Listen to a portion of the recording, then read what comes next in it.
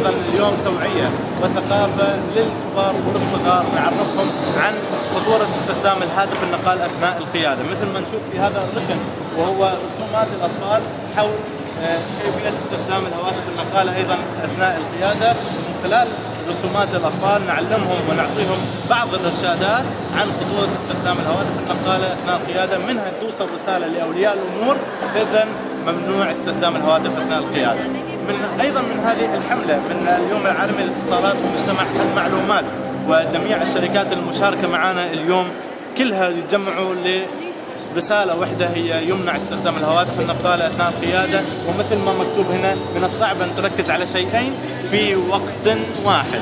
إذن خليكم متابعين لنا في مسقط سيتي سنتر السيب من يوم الاثنين والثلاثاء من الساعة 1 ظهرا إلى الساعة 10 مساء. خليكم ويانا ولا يضركم.